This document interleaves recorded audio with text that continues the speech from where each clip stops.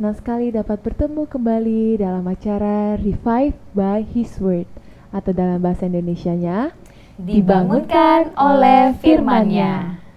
Ini merupakan bacaan tahunan di mana seluruh orang Advent akan membaca satu pasal satu hari bersama keluarga, dan ini akan selesai di tahun 2015.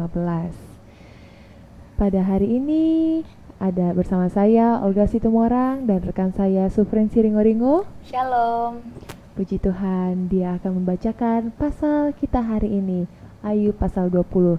Dan rekan saya Kartini Luman Raja. Shalom. Yang akan menjadi narasumber kita.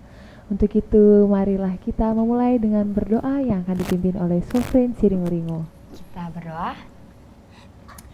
Puji syukur Bapa, kami panjatkan kehadirat-Mu yang kudus atas segala penyertaan yang sudah Engkau berikan bagi kami dalam setiap kegiatan, dalam setiap tugas dan tanggung jawab yang sudah Engkau berikan bagi kami sepanjang hari ini.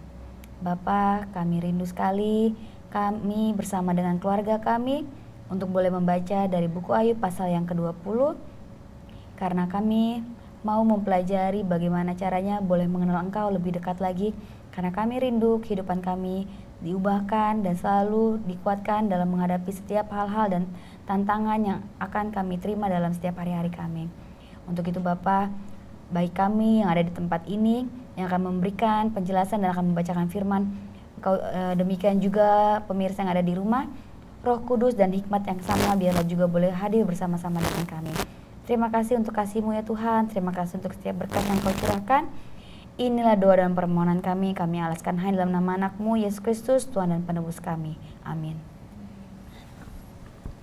Ayub pasal yang ke-20. Maka Zofar orang Naama menjawab, oleh sebab itulah pikiran-pikiranku mendorong aku menjawab, karena hatiku tidak sabar lagi. Kudengar teguran yang menghina aku, tapi yang menjawab aku ialah akal budi yang tidak berpengertian. Belumkah engkau mengetahui semuanya itu sejak dahulu kala, sejak manusia ditempatkan di bumi, bahwa sorak-sorai orang fasik hanya sebentar saja, dan sukacita orang durhaka hanya sekejap mata? Walaupun keangkuhannya sampai ke langit dan kepalanya mengenai awan, namun seperti tahinya ia akan binasa untuk selama-lamanya. Siapa yang pernah melihatnya? Bertanya di mana dia? Bagaikan impian ia melayang hilang, tak berbekas, lenyap bagaikan penglihatan waktu malam. Ia tidak lagi tampak pada mata yang melihatnya, dan tempat kediamannya tidak melihatnya lagi. Anak-anaknya harus mencari belas kasihan orang miskin, dan tangannya sendiri harus mengembalikan kekayaannya. Tulang-tulangnya boleh penuh tenaga orang muda, tetapi tenaga itu pun akan membaringkan diri bersama dia dalam debu.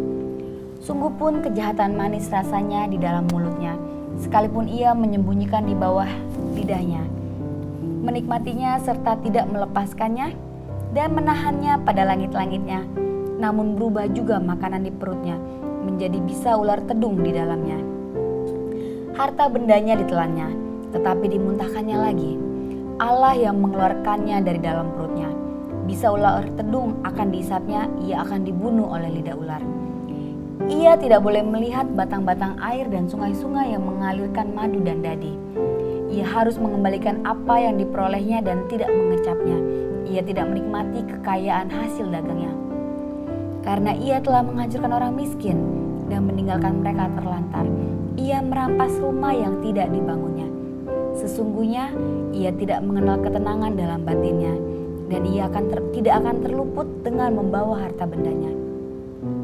Suatu pun tidak luput daripada lahapnya. Itulah sebabnya kemujurannya tidak kekal.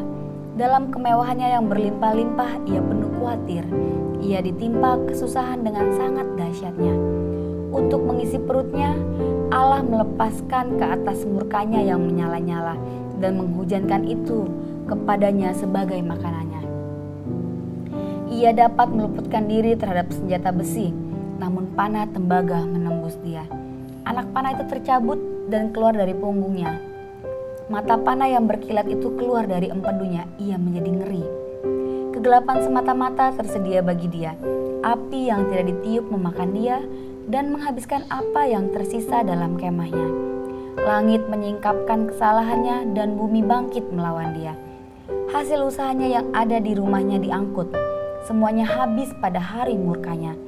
Itulah ganjaran Allah bagi orang fasik, milik pusaka yang dijanjikan Allah kepadanya.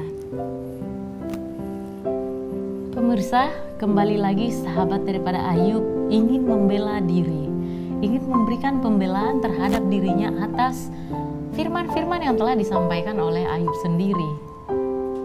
Dan berdasarkan akal budinya sendiri, ketika dia mencampur baurkan dengan pengertian-pengertian dari Mesir, teologi dari Mesir yang mengatakan bahwa ketika seseorang meninggal, ketika seseorang kekayaannya, kekuasaannya sampai ke atas langit akan runtuh, dan ada kepercayaan-kepercayaan bahwa di Mesir ada penglihatan bahwa ketika orang tinggal dia akan dibawa oleh ular, oleh dewa Ra, dan itu adalah penglihatan di malam hari, di mana orang tidak bisa melihat lagi kemana dia pergi. Nah, inilah yang mencampur baurkan antara firman Tuhan dengan kehidupan mistis modern yang mengatakan bahwa ada kuasa-kuasa kegelapan di balik daripada kematian itu sendiri. Biarlah kita berdoa sepanjang hari ini, Tuhan, biarlah mata kami tertuju kepada firman yang murni saja. Kepada firman-Mu yang murni saja kami akan mengerti. Dan di balik daripada kehidupan dunia yang sekarang ini penuh dengan pengertian-pengertian dan teologi yang dicampur baurkan dengan firman Tuhan, membuat kita kabur, pandangan kita menjadi kabur terhadap firman Tuhan kita yang sesungguhnya. Inilah yang akan menjadi doa dan pengharapan kita sepanjang hari ini, agar mata rohani kita jelas mengerti apa yang Tuhan maksudkan. Dan mata rohani kita jelas-jelas bisa memberikan perbedaan apa yang dimaksudkan oleh Tuhan dan apa yang dimaksudkan oleh dunia. Di mana kita bisa berdiri teguh membedakan mana dari firman Tuhan, mana dari akal budi manusia sendiri. Demikianlah bacaan Alkitab kita pada hari ini di Ayub pasal 20. Mari kita sama-sama merenungkannya dan membahas kembali dengan keluarga kita. Untuk itu mari kita berdoa. Bapa kami di surga, dikuduskanlah nama-Mu, datanglah kerajaan-Mu, jadilah kehendak-Mu di bumi seperti di surga.